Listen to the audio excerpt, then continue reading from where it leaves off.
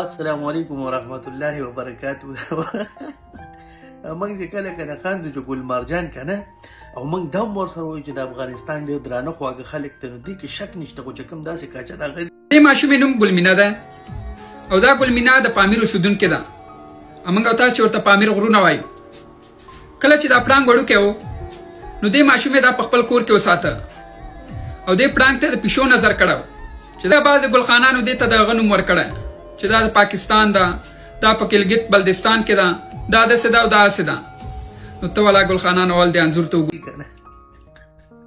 دا غولتب دي، دا کاپي پیسټ واله دي. به دی چې یو خبره واوري که نه په هغې بیا دی سوګند هم خوري، دی معلومات نه کوي چې دا رښتیا دي که دروغ دي، ځکه چې دا د غولو ډیپوان دي.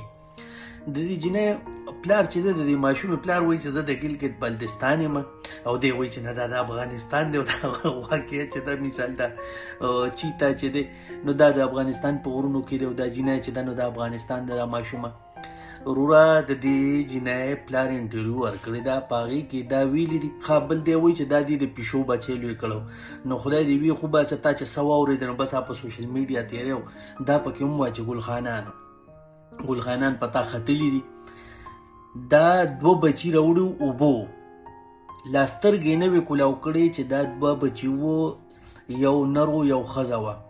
هغه یو بیمار شی بیا پېښور کې داخل کړی دا دی لوی کړی و. اوس پولیسو او د دې ځناورو چې کوم محکمه دی ورته وایي چې دا لرې کوي، تاسو ته به نقصان در ورسېدی. دا ماشوم وایي چې نه دا به زه ساتمه. دا خر وایي چې د پیشو بچی لوی کړی د هغې نه چیتا جوړ چې نو دومره خو ستا عقل دی. او ګلخان مه کو کنې ګلخان به در باندې واچوم خر انسانه په سوشل میډیا باندې نفرت نه خورئ او که نه که ته پکې بلې لابې والی نو ګوره افغانیان چې دا زموږ وروڼه دي او موږ په یو بل باندې خپل سرونه قربانه وو. دلته به نفرت راته نه خورئ کنې که سم دی چې سافټویر به درې بیا اپډیټ کوم ګورې ښه